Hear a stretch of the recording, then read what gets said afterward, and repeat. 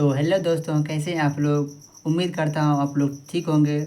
आपका फिर से स्वागत है हमारे यूट्यूब चैनल लाइव क्लासेस 1.2 में। इस वीडियो हम लोग देखने वाले हैं जो इकोनॉमिक्स के चैप्टर नंबर 7 है, जिसका नाम है उपभोक्ता जागरण एवं संरक्षण। क्या है? उपभोक्ता जागरण एवं संरक्षण। इससे जितने भी सब्जेक्ट के क्वेश्चन आंसर है जो कि बिहार बोर्ड के लिए बहुत ज़्यादा इंपॉर्टेंट है, वो सारे क्वेश्चनों का हम लोग इसी वीडियो में देखने वाले हैं।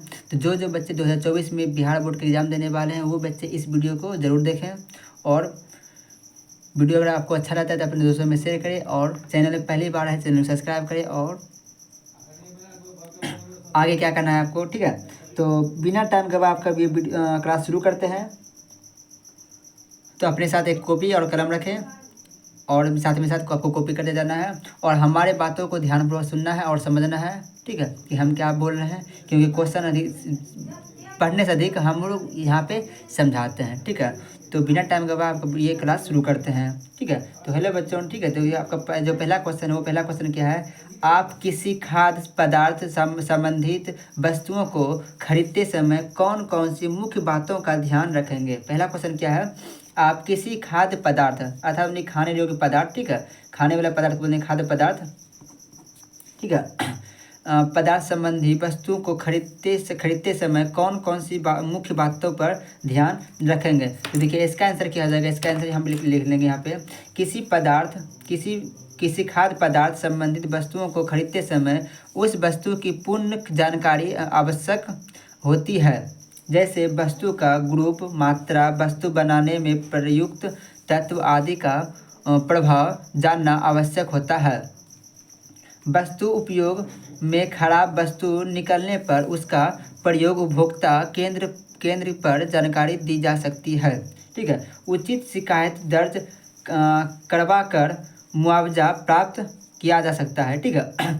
उसी के बाद देखिए आपका जो उपभोक्ता संरक्षण अधिनियम जो पारित हुआ था, वो कब अगर पूछेगा कि उपभोक्ता संरक्षण अधिनियम पारित कब हुआ था, तो ये आपका हुआ था 1986 ईस्वी में। क्या हुआ था? 1986 ईस्वी में उपभोक्ता संरक्षण अधिनियम पारित हुआ था। और इसका अगर हेल्पलाइन नंबर की बात करें, जहाँ पर आप लोग केस दर्ज करा सकते हैं, ठीक है, मुआवजा पाने के लिए, करवाने के लिए, जिसका हेल्पलाइन नंबर आपका है 1811 4000, ठीक है, 1800111400। ये आपका उपभोक्ता संरक्षण अधिनियम हेल्पलाइन नंबर। आप इस पर कॉल करके उपभोक्ता संरक्षण अधिनियम का ये प्रयोग कर सकते हैं, ठीक है। और जो पारित हुआ था कब हुआ था? 1986 ईस्वी में ये पारित हुआ था, ठीक है। उसके बाद है क्वेश्चन नंबर 2 है उपभोक्ता जागरण हेतु विभिन्न नारों को लिखित। ये आपका इंपॉर्टेंट क्वेश्चन है, वीवीआई क्वेश्चन है, इसमें आपका हम वीवीआई लगाते हैं, ठीक है। तो इसका आंसर हो जाएगा उपभोक्ता जागरण हेतु विभिन्न नारे निम्नलिखित हैं। पहला हो जाएगा सतर्क उपभोक्ता ही सुरक्षित उपभोक्ता है, ठीक है। दूसरा है पॉइंट नंबर 2 लिखेंगे ग्राहक सावधान। नंबर 3 है अपने अधिकारों को पहचानो। नंबर 4 है जागो ग्राहक जागो, ठीक है। ग्राहक को की जगह नहीं, उपभोक्ता किसको कहते हैं? जो कोई व्यक्ति सामान खरीदता है उसे ही हम लोग उपभोक्ता कहते हैं। जैसे हम लोग दुकान जाएंगे तो हमें बिस्किट लेना है, तो हम जो लेने गए तो हम ग्राहक हुए, तो हम भी क्या है? उपभोक्ता हैं, ठीक है। उसके बाद पॉइंट नंबर 5 है आपका उपभोक्ता के रूप में अपने अधिकारों की रक्षा करें। अगर आपको दुकानदार गलत सामान देता है तो आप इस हेल्पलाइन नंबर पे 1811 4000 पे कॉल करके आप केस दर्ज कर सकते हैं, ठीक है। उसका अगला क्वेश्चन है, क्वेश्चन नंबर 3 हो गया कुछ ऐसे कारकों की चर्चा करें जिससे उपभोक्ताओं का शोषण होता है। तो इसमें आपका आंसर हो जाएगा उपभोक्ता शोषण के निम्नलिखित कारण है। नंबर 1 बन जाएगा मिलावट की समस्या। क्या है? मिलावट की समस्या। इसमें देखिए डैश लिखना क्या है? महंगी वस्तुओं में मिलावट करके उसे ऊंचे दर पर बेच देना। इस प्रकार उपभोक्ता का शोषण होता है। उपभोक्ता शोषण किस प्रकार होता है? जैसे मतलब आपका देखिए पेट्रोल है, तब ये महंगा है, तो इसमें पहले लोग क्या करते कि मिट्टी का तेल मिला कर देते थे पेट्रोल में, या डीजल मिला देते थे और उसे लेके बेच देते थे महंगे चीज़ को। या आपको कोई व्यक्ति आपको सोना बेच रहा है तो सोना में क्या करता है? चांदी मिला करके मिला देता है और आपसे मुआवजा ले लेता है। तो ये देखिए आपसे मिलावट करता है किसमें? तो महंगी वस्तु में। किसमें? महंगी वस्तु में मिलावट करते हैं, ठीक है। उसके बाद पॉइंट नंबर 2 है, पॉइंट नंबर देखिए 2 बोल रहा है क्या? कम तौलने द्वारा। क्या है? कम तौलने द्वारा, ठीक है। उसके बाद है वस्तुओं के माप में भी हेरा फेरी करके उपभोक्ताओं का शोषण किया जाता है। अब देखिए क्या करता है, जो दुकानदार होते हैं जब कोई व्यक्ति सामान खरीदने देता है तो क्या करते हैं, जो तराजू होता है, ये जो आपका मान लीजिए तराजू है, ठीक है, ये आपका हो गया तराजू, ठीक है, ये जो आपका तराजू है, तराजू में लोग पहले क्या करते हैं, ठीक है, ये आपका हो गया तराजू, ठीक है, ठीक है। तराजू मान लीजिए इधर सामान रखेगा तो व्यक्ति क्या करते हैं, पहले से ही इसमें चुम्बक वगैरह सटा देते हैं जिसमें कि नाप तोल कम दे, या यहाँ पे इस तरह से मतलब कि बटा देते, जो बेचते होंगे उसको पता होगा, इस तरह से बाट करता है कि हाथ पकड़ लेगा और ये इस तरह से हाथ पकड़ेगा कि ये मतलब कि पहले ही वजन कम ही रहेगा, तो यहाँ दिखा देगा हाँ पूरा हो गया है। या कंप्यूटर तो उसमें उसे छेड़छाड़ कर देता है जिसमें कि आपको 800 ग्राम ही हुआ है, लेकिन वहाँ लिखा जाएगा कितना, 1000 ग्राम, वहाँ आपका 1000 ग्राम लिखा जाएगा, 1 केजी लिखा जाएगा, 1000 ग्राम लिखा जाएगा, अर्थात 1 केजी लिखा जाएगा, आपको सामान दे देगा, अर्थात वो कम ही देता है, ठीक है। तो महंगी वस्तुओं में ऐसा करते हैं, नाप तौल में वो मिलावट करते हैं। उसके बाद पॉइंट नंबर 3 है, पॉइंट नंबर 3 देखिए क्या लिखेंगे, कम कम गुणवत्ता वाली वस्तु, क्या है कम गुणवत्ता वाली वस्तु, इसमें देखिए जैसे क्या लिखना है, उपभोक्ताओं को धोखे से कम गुणवत्ता वाली वस्तु देकर शोषण करना, ठीक है। दुकानदार क्या करते हैं, जब कोई भी ग्राहक सामान लेने जाता है दुकानदार क्या करता है, दिखाएगा कि वो अधिक गुणवत्ता वाले सामान दिखा देगा, जब उसे तौलेगा तो वह अधिक दिखाएगा, और वो व्यक्ति क्या करते हैं, पहले से तौल कर रखते हैं कम गुणवत्ता वाले लोग, जब उसे देने लगते हैं तो कम गुणवत्ता वाले उसे सामान दे दिया करते हैं और अधिक गुणवत्ता वाले सामान का पैसा वो ले लेते हैं ग्राहक से, ठीक है। उसके बाद पॉइंट नंबर 4 हो गया, पॉइंट नंबर देखिए 4 क्या है, ऊंची कीमत द्वारा, क्या है ऊंची कीमत द्वारा, उसके इसमें क्या लिखना है, ऊंची कीमत वसूल करके भी उपभोक्ता का शोषण किया जाता है। अब यहाँ होता क्या है, अब किसी दुकान के पास दुकान जाइएगा तो अगर उसका लिखी हुआ कोई वस्तु है अगर 20 रुपया केजी है, लेकिन दुकानदार कम दुकान होने के कारण वो क्या करेगा, 24 रुपया केजी लेगा। जैसे हम लिखे आज आपके बारे में हम आज ही हम बतलाते हैं, ये जो पेन है, ये पेन है लिंगलेसर, क्या है, पेन है लिंगलेसर।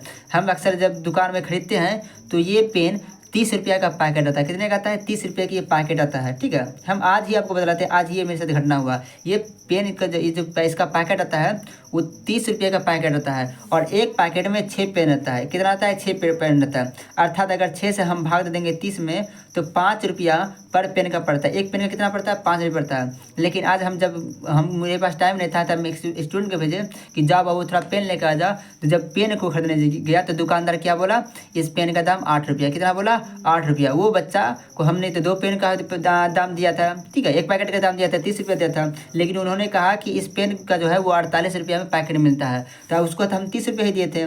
तो वो बच्चा क्या वापस आ गया, बोला कि सर उसका दाम 48 रुपया है, ठीक है। जब हम उसके पास दुकानदार के पास गए तो बोले नहीं इसका 48 रुपया है, लेकिन फिर हम वहाँ पे पेन नहीं लिए। जब अपने शहर में आए, ठीक है, अपने जो मेरा जो मार्केट है वो मार्केट में है जहाँ पे बहुत सारी दुकान है, तो यहाँ जब आए तो इस पेन का मूल्य उतना ही लिया, 30 रुपया लिया। लेकिन जहाँ पे मेरा कोचिंग है वहाँ पे क्या है, मात्र एक ही दुकान है, तो वहाँ पे जब बच्चों को भेजे थे पेन खरीदने के लिए तो वहाँ पे उसका मूल्य 48 रुपये बोला। अर्थात अगर दुकान कम है और लेकिन लेने वाले अधिक है तो लोग क्या करते हैं, दुकानदार क्या करते हैं, उसका मूल्य बढ़ा देते हैं, ठीक है। समझ सकते हैं 30 रुपया दाम है और वो हमसे 48 रुपया मांग रहा था, अर्थात एक पैकेट पे वो 18 रुपये हमसे अधिक लेना चाह रहा था, ठीक है।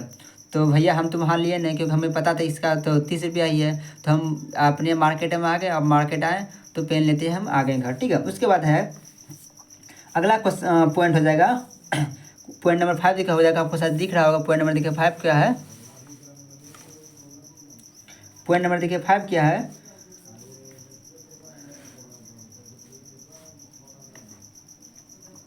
पॉइंट नंबर देखिए 5 क्या जाएगा आपका,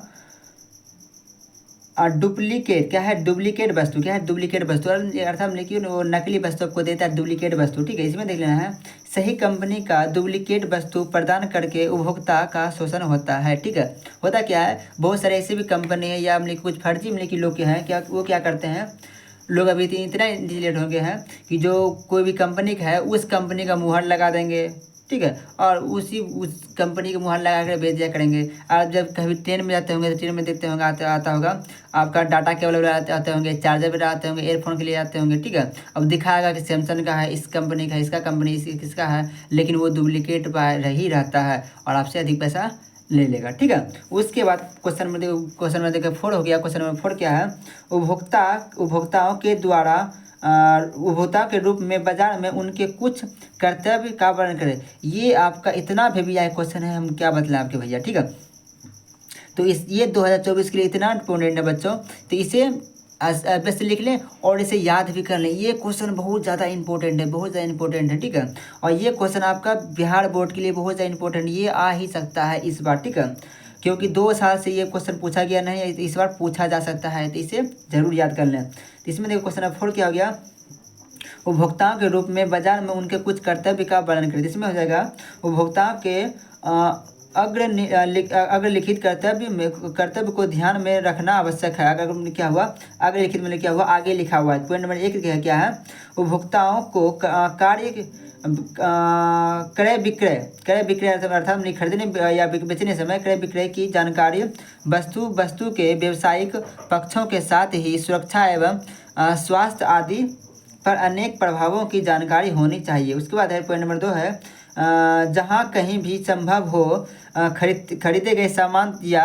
सेवा की रसीद अवश्य लेना चाहिए। और रसीद ये नहीं कि मतलब कि आपको दुकानदार आया और एक कॉपी ले लिया, कॉपी इतना सा फाड़ दिया, उसमें नाम लिख दिया, ये नाम है, इतना हो गया, ये दे नहीं, उस दुकान का पक्की रसीद लेना चाहिए। लाइसेंस एक कि आपका रसीद आता है, तो वो रसीद ले, ना कि वो कुछ एक कागज़ फाड़ दे, उसमें लिख दिया हाँ इतना भैया आपका सामान हो गया, इतना हो गया, आपका बस आपको दे दिया, तो वो पक्की रसीद नहीं है। अगर वो महंगे सामान है, अगर वो उस पर उपभोक्ता संरक्षण नियम के तहत आप उस पर केस दर्ज करोगे तो वो केस नहीं लगा, क्योंकि उस दुकान का पक्की रसीद नहीं है। तो जहाँ भी कोई सामान लें आप पक्की रसीद अवश्य लें, ठीक है। उसके बाद आपको हो जाएगा, उसके बाद पॉइंट नंबर देखिए आपका 3 क्या है, जो कर्तव्य बोला गया उपभोक्ता का अर्थात ग्राहक के लिए जो अगला है वो देखिए क्या है, अनेक स्थानों पर सरकार अथवा अन्य स्वयंसेवी संस्थाओं द्वारा उपभोक्ताओं संघों की स्थापना की गई है। उपभोक्ताओं को अनेक क्रियाकलाप, ठीक है, यहाँ क्रियाकलाप होना चाहिए, क्रियाकलाप, ठीक है, क्रियाकलाप में रुचि लेनी चाहिए, ठीक है। उसके बाद हो जाएगा पॉइंट नंबर 4 हो जाएगा, उपभोक्ताओं को अपने अधिकारों की जानकारी होनी चाहिए और आवश्यकता पड़ने पर उनका प्रयोग भी करना चाहिए। उसका देखिए क्वेश्चन नंबर 5 है क्या, क्वेश्चन नंबर 5 का बोल रहे हैं, उपभोक्ता कौन है, संक्षेप में बताइए। उपभोक्ता कौन है, संक्षेप में बताइए। तो इसका देखिए आंसर हो जाएगा, व्यक्ति जब वस्तु एवं सेवा अपने प्रयोग के लिए खरीदना है तब वह उपभोक्ता कहलाता है। खरीदार की अनुमति से ऐसी वस्तु और सेवाओं का प्रयोग करने वाला ही उपभोक्ता है। व्यवसाय जगत में उपभोक्ता का स्थान महत्वपूर्ण होता है। महात्मा गांधी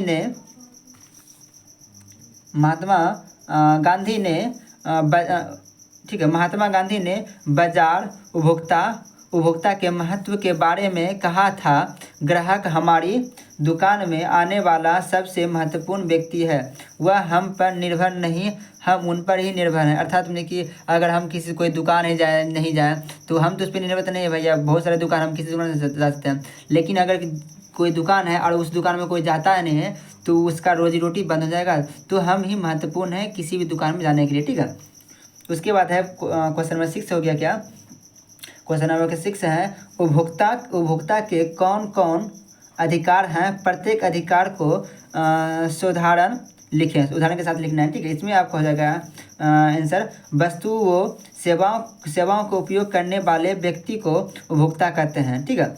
उसके बाद उपभोक्ता को कुछ अधिकार प्राप्त हैं जो इस प्रकार है, जो निम्नलिखित है या इस प्रकार नीचे दिया गया, ठीक है।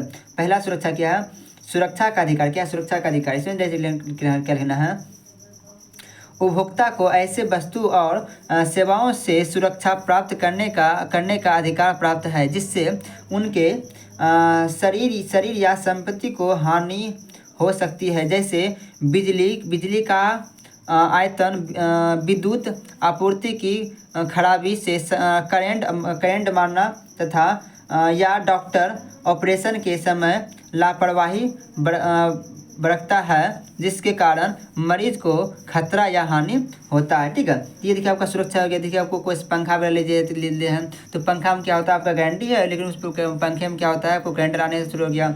या कोई डॉक्टर है, डॉक्टर ऑपरेशन करने में वो लापरवाही करता है, किसी से बात करने लगे तो ये उसका लापरवाही है। ठीक है, उसके हो जाता है अगला पॉइंट नंबर 2 हो गया सूचना पाने का अधिकार। क्या है सूचना पाने का अधिकार? इसमें जैसे क्या लिखना है, उपभोक्ता को वह सारी सूचनाएं भी प्राप्त करने का अधिकार है जिसके आधार पर वह वस्तु या सेवाएं खरीदने का निर्णय कर सकते हैं। जैसे पैकेट बंद सामान खरीदने पर उसका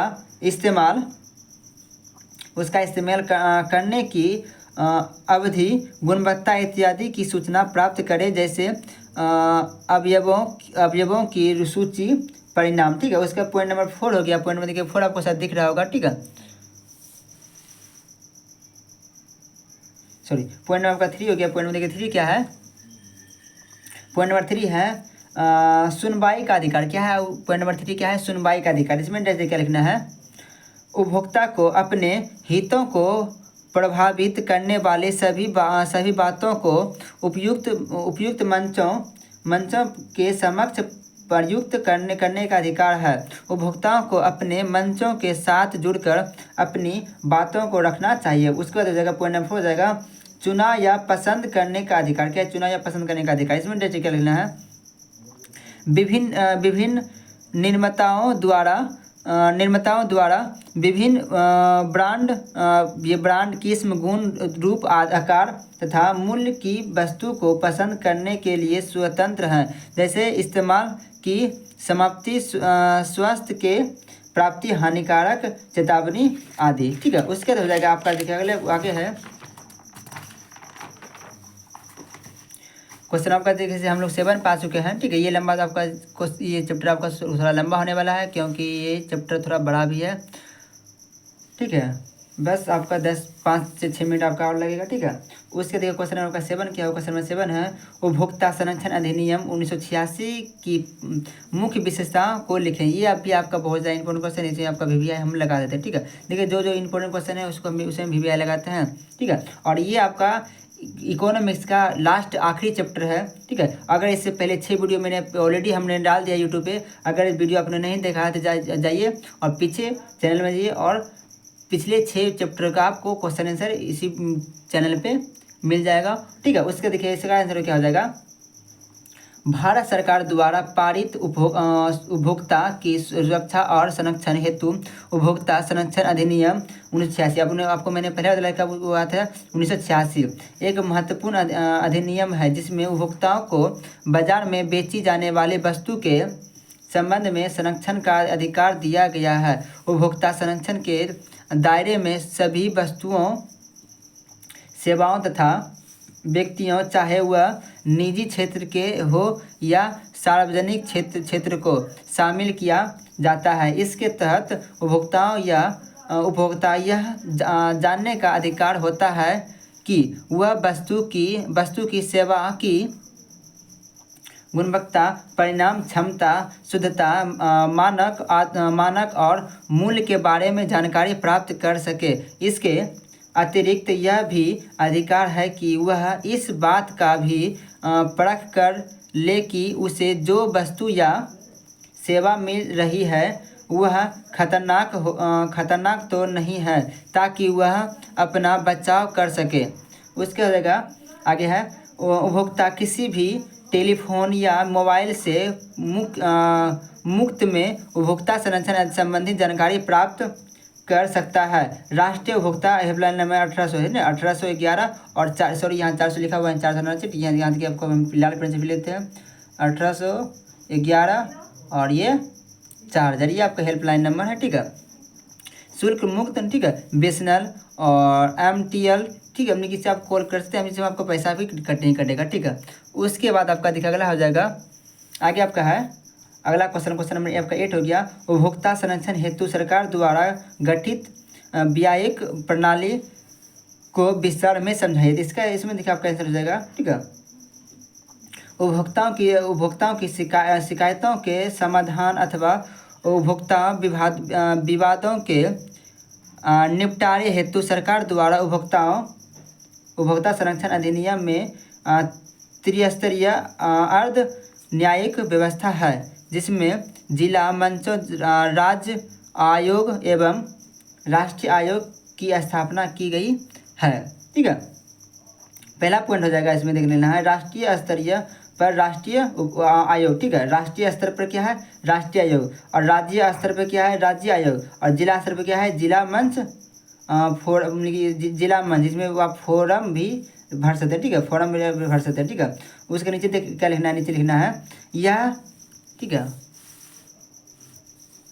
यह न्यायिक व्यवस्था उपभोक्ताओं के लिए बहुत ही उपयोगी एवं व्यवहारिक है। इस व्यवस्था से उपभोक्ताओं को जल्दी एवं सस्ते न्याय प्राप्त होता है, एवं धन और समय की बचत होती है। जिस तरह अदालतों में मुकदमे दायर होते हैं, उसी तरह उसकी सुनवाई भी होती है। पहले शिकायत जिला फोरम में की जाती है। शिकायतकर्ता अगर संतुष्ट नहीं है तो मामले में राज्य फोरम फिर राष्ट्रीय फोरम में ले जा सकते हैं। पुनः अगर उपयुक्त राष्ट्रीय फोरम से संतुष्ट नहीं होता है तो वह आदेश के 30 दिन के अंदर उच्चतम न्यायालय 80 और 80 कर सकते हैं, 80, ठीक है, 80 में अपील कर सकते हैं। ठीक है, उसके देखिए आपका ख़त्म होने वाला है चैप्टर क्वेश्चन नंबर 9 और क्वेश्चन नंबर आपका 10 बचा हुआ है, इसको भी हम लोग देख लेते हैं। उसके बाद आपका ये वीडियो समाप्त हो जाएगा। उम्मीद करता हूँ कि आपको लोग को वीडियो का अच्छा लग रहा होगा। उससे क्वेश्चन में देखिए 9 हो गया। क्वेश्चन नंबर 9 क्या है, 2 उदाहरण देकर उपभोक्ता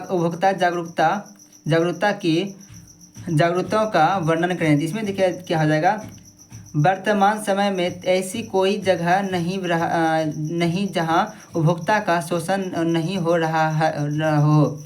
ऐसे में चाहे शिक्षा क्षेत्र हो, बैंकिंग, चिकित्सा, दूरसंचार, डाक, खाद्य सामग्री या भवन निर्माण, सभी क्षेत्रों में त्रुटि, लापरवाही और कालाबाजारी उपभोक्ता के लिए घातक सिद्ध हो रही है। ठीक है, उदाहरण स्वरूप, ठीक है, उदाहरण के रूप में लिखेंगे गैस एजेंसियां। ठीक है, गैस एजेंसियां क्या करते हैं, गैस एजेंसियां के द्वारा उपभोक्ताओं के घरों तक सिलेंडर समय पर नहीं पहुंचाया जाता, जिसके परिणाम